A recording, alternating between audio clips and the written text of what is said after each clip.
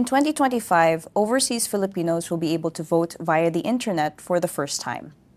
Internet voting will not just be one of the modes of voting, but the mode assigned to the majority of areas in the world, including those with large Filipino populations. But many migrant Filipinos might ask, is it safe? And how will it work? And how about the Filipinos who will still use traditional postal and personal modes under the new system with Miru? Hello, I'm Michelle Abad, and welcome to At Home sa Abroad, Rappler's one-stop show for everything related to the Filipino diaspora. Here, we discuss topics important to Filipinos all over the world, from concerns in welfare of overseas Filipino workers, to celebrating Pinoy success stories, to reconnecting with cultural roots at iba pa. For this episode, we sit down with Director Ian Geonanga of the Commission on Elections Office for Overseas Voting to talk about internet voting and the overseas election in general. Director Ian, welcome to the show. Yes, good afternoon. So we have pre-enrollment for internet voting that's starting soon. So what does that mean? Okay, for pre-enrollment is one of the requirements for our overseas Filipinos abroad, overseas registered voters abroad, before they can access or they can vote online. So it's an added requirement, but it's a way for the system to actually identify if a voter is actually a registered voter. So it's the same as what we have locally. So when you go for the local elections, right, you go to the polling place and then you have your poll workers. They actually check using the database that they have and then to verify that the person coming in is actually the voter that is registered. So yung purpose is to avoid having flying voters or unregistered voters from accessing the system. So yun yung enrollment that we call enrollment for internet voting. And I think just to clarify, no, kasi I think when I notice some of the social media posts on pre-enrollment, they think, we have to register again. So just to clarify, registration is not the same as pre-enrollment. Yes, it's Tama not ba? the same. So it's just a way for the system. Kasi, so because of internet voting, wala nang face-to-face interaction with the poll worker. So you can do it at home. So it's for us to, the system, for us to know na registered ka talaga. Kasi diba hindi naman po pwedeng bumoto if you're not registered. So yun lang yung purpose ng enrollment. And it's easier than actually registering. Mabilis lang siya dapat, no? Yes, mabilis lang. Okay. Sige. And we know that the first announcement was it was supposed to start on March 10. So bakit po siya na-postpone? Ano po yung dahilan? So as the chairman has mentioned, so there was clamor for us to move the enrollment as well, and we of course we definitely have to make sure that the system is fully working, walang issues. So yeah, before starting, and then so we had to postpone.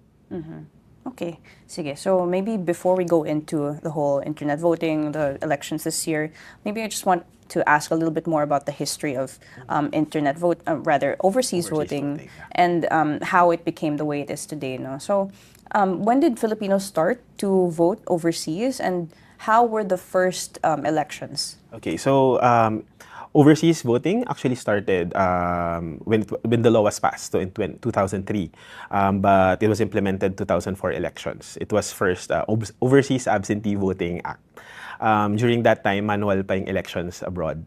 So for those who are not aware, yung elections natin or voting abroad, they only vote for national positions. So if it's presidential election, then you have president, vice president, senators, and party list.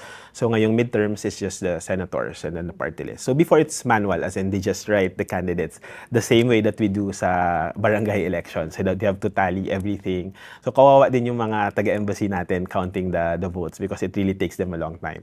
Then it evolved, naging kasabay nung pagkaroon natin ng automated election system. So we also had automated election system using the ballots that we have here locally abroad.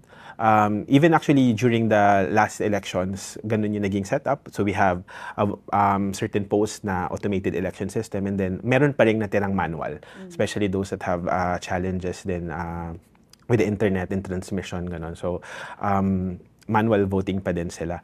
And then, yun nga, for the upcoming 2025 elections, it will be, majority would be internet voting. So out of the 93 posts that we have abroad, 77 will be implementing internet voting. So the 16, they will be using the ballots, and then some will also be yung DRE, which is like yung functionality ng ACM that you can just use it like an iPad. So, digital ballot pa rin siya doon, so wala nang balota.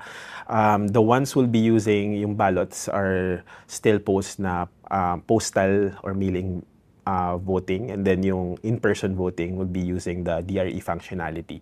So, technically, may tatlo tayong modes, which is yung postal, and then in-person na AES, and then we have internet voting. Tama ba, Director? Like, from the very start of the overseas election, we had the two modes, diba? The personal and postal. Yes, So it was like that up until now. Tama ba? Yes, it was up. Okay. Tama.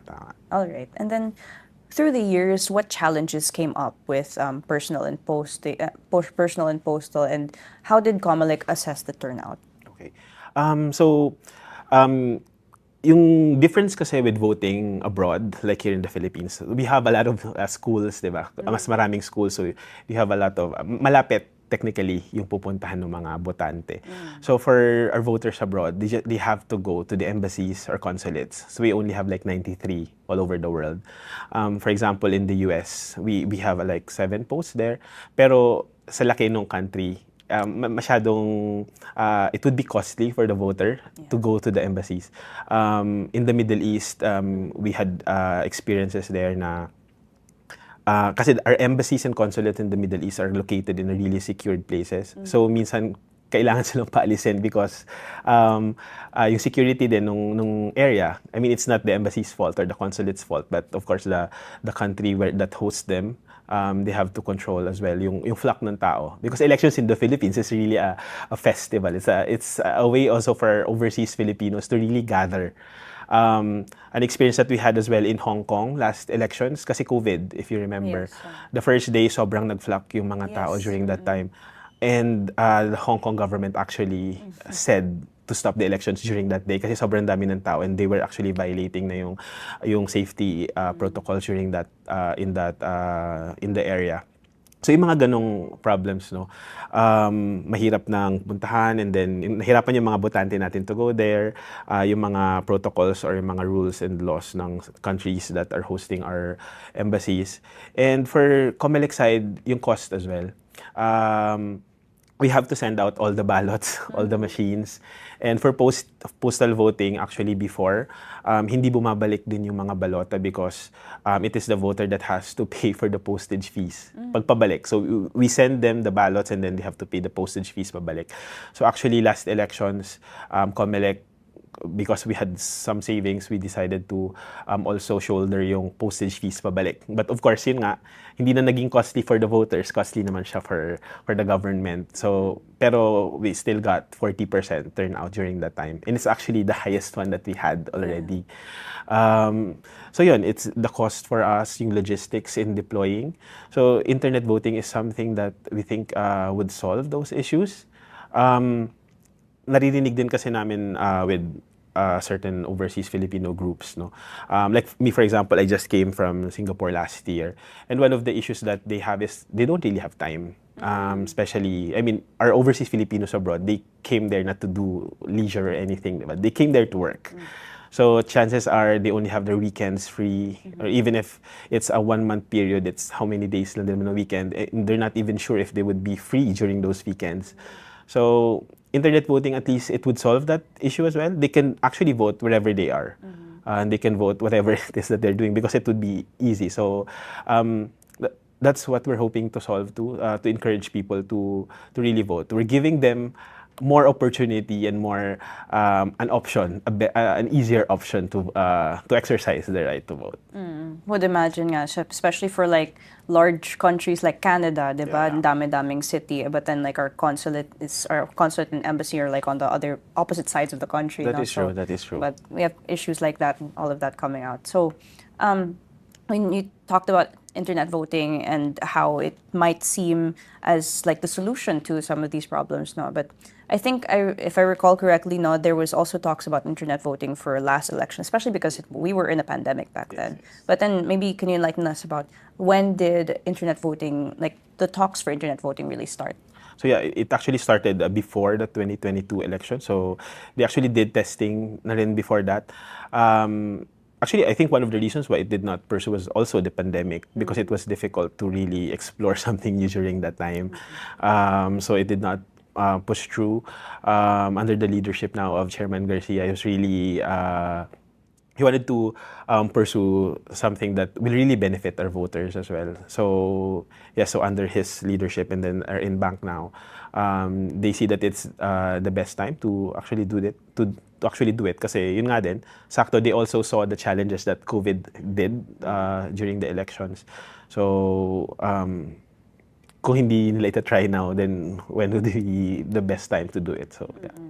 And diba, historically, the turnout has been higher for presidential elections. So was it also like part of the consideration na we're expecting a lower turnout nitong midterm election, so maybe we can try internet voting? Was that like a part of the consideration? I'm just not sure if that was part of the discussion, but yeah, maybe. But even if it's midterm, and ang nakikita nga namin sana mas tumaas kasi nga internet voting na siya. So, yun. I think hindi naman siya naging main consideration, to be honest. But they just think maybe that it's high time that we actually do it now than later. Yeah. And then since we're on the topic pala of training kanina, no? And the reason why we're here in this venue is because you had training for the embassies and consulates who will be conducting this. How is it easier now na may internet voting, or parang ganun din yung effort that the Comelec has to put into training our overseas posts? Yeah, the effort is actually, syempre, bago kasi siya. When we did testing, we already actually started doing voter information with our embassies as well since last year. So they already had an idea on how the system would be working. But this is the only first time that they're actually doing it hands-on. I guess with anything that's new, it's always challenging. We actually had a joke that we heard from one of the posts, no, na kung kailan naging sobrang familiar na sila with the machine, we had to do something to make it more exciting for them. And bagong machine din. Well, bago yung ECMs and then bago itong tawag nito, they're just gonna do it in their laptops. But yeah, with anything new, sobrang lagi ka naman kakabahan. But what we are really thankful for with DFA is they are very supportive. Sobrang naman sila. They know that it would be challenging for them in a way kasi nga bago. But they are very much receptive to it. Ready sila to take on this new chapter in their election service for the 2025 election. So we don't see really a huge problem with that one. Yun, naninibago. That, I guess that's normal.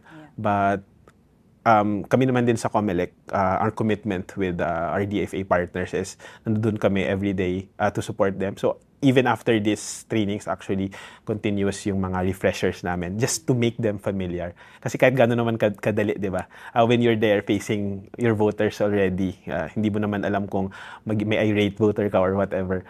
But really, ang intention mo naman is to really serve them and to make the elections nicer or easier for them. So, may mga refreshers tayo that we continuously do.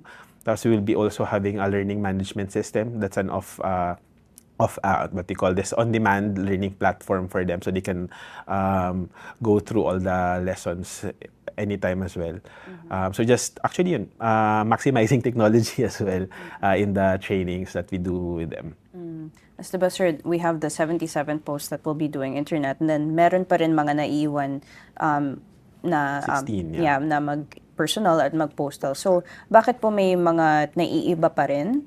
And also siguro related na rin doon, parang bakit tayo nag-decide na internet voting na for the majority of places? Like, bakit hindi mo na nag-pilot? Ganun po.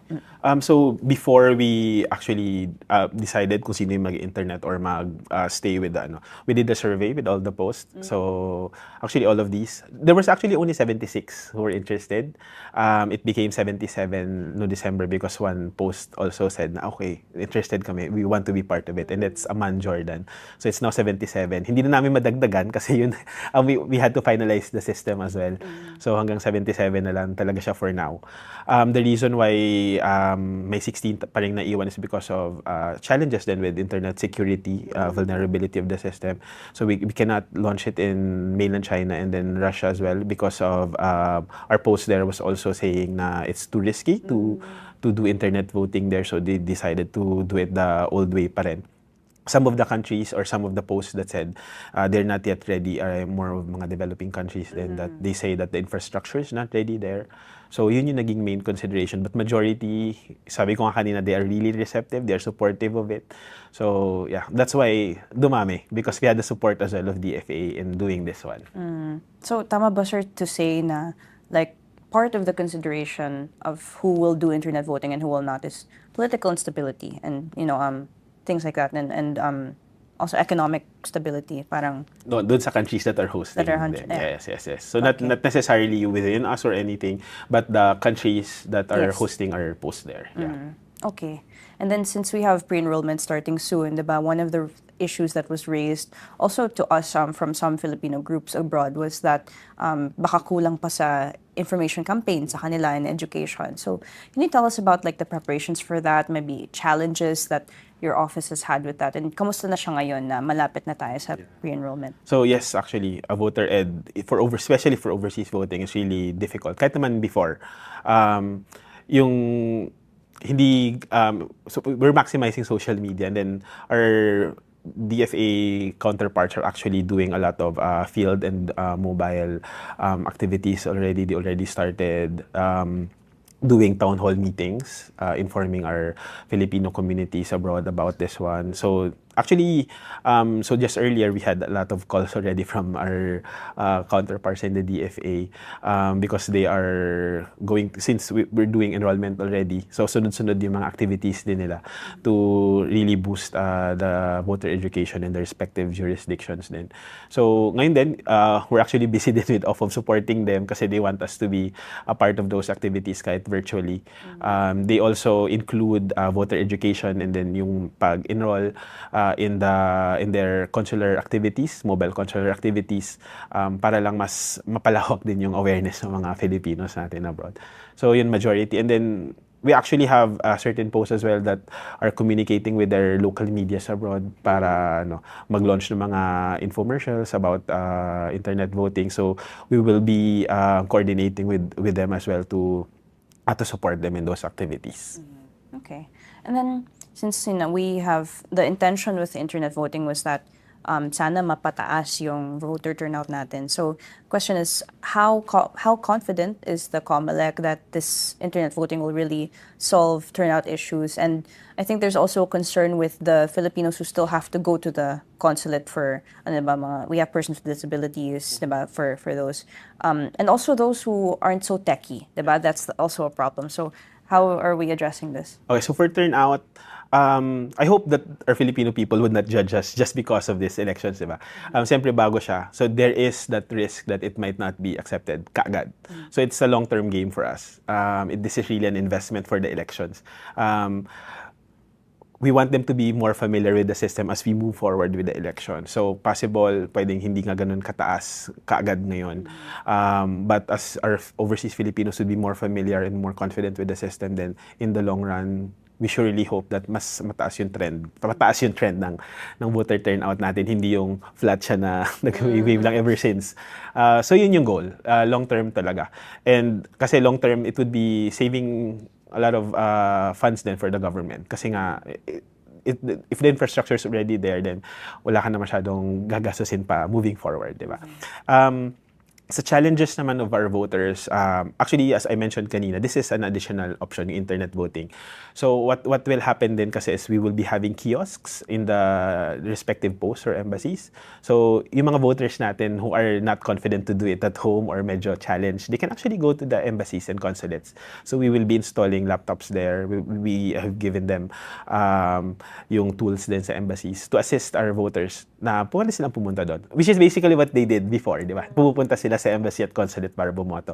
Although, pagpunta nila doon, they'll see a laptop. Or if they bring their own devices, they can be assisted by our personnel from the DFA using their own devices din kung paano sila bumoto.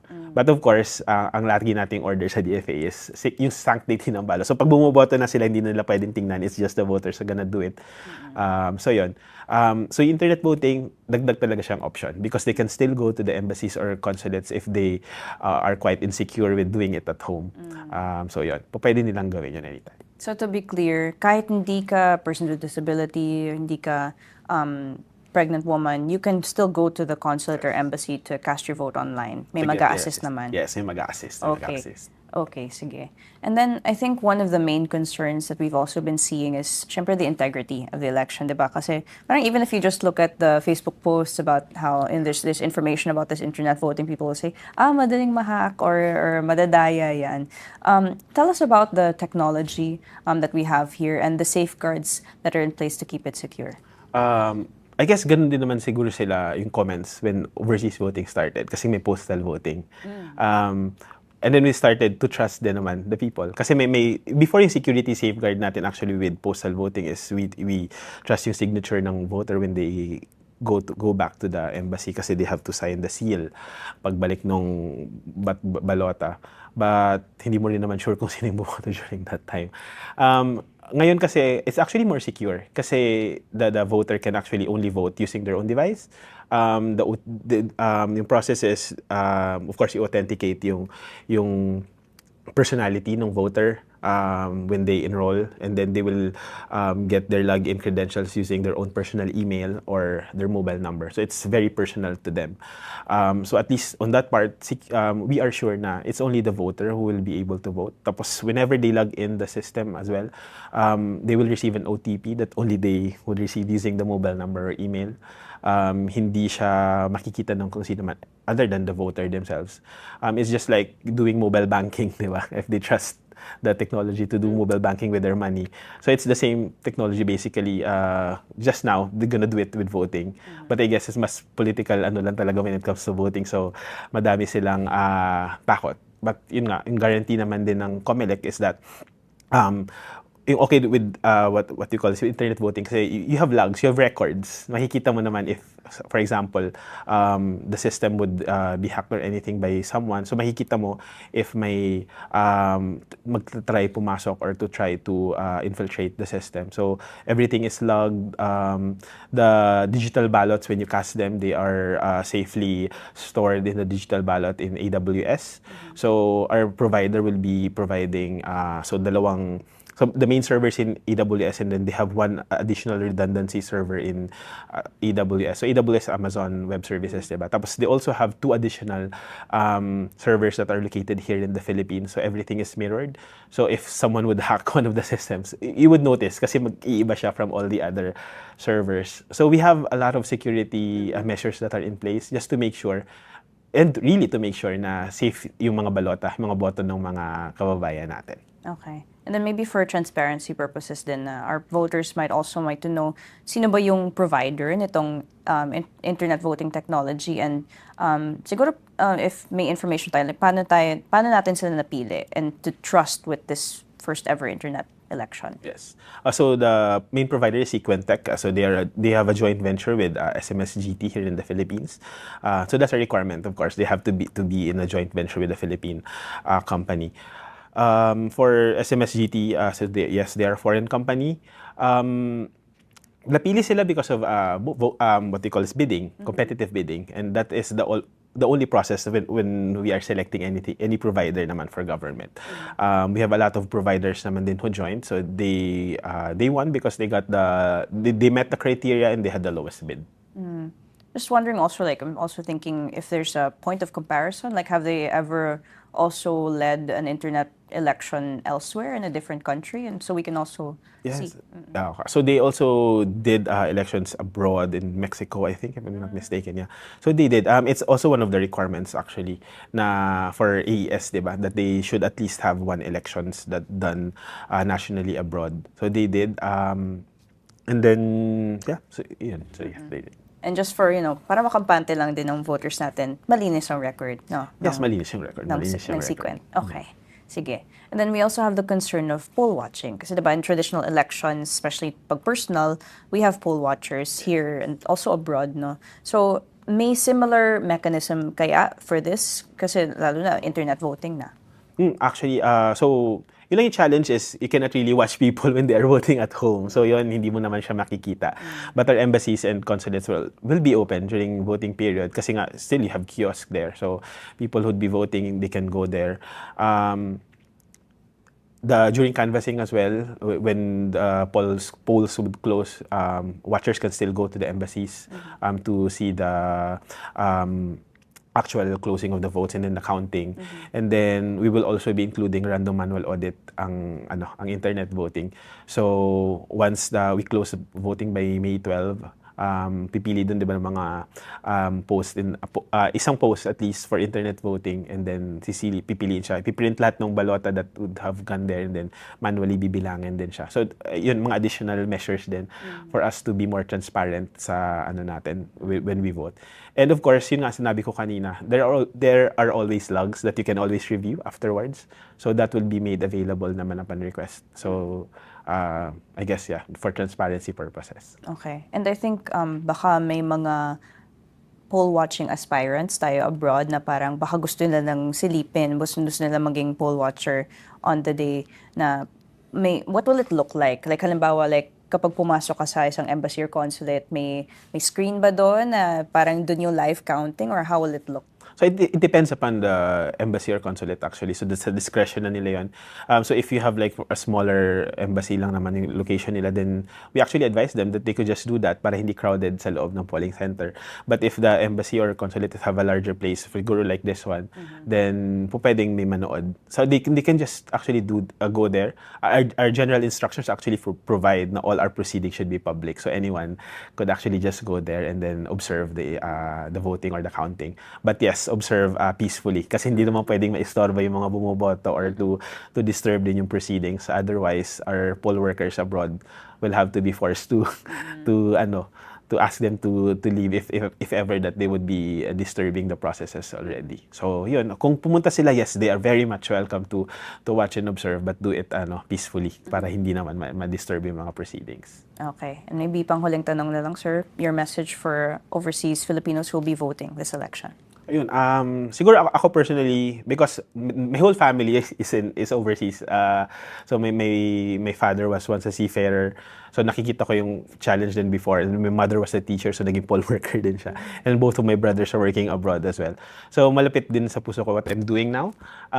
Yung commitment ng Comelec, so not just the Office for Overseas Voting and also the DFA, is to really make sure that all of us are able to exercise our right to vote, and that includes our Filipinos overseas.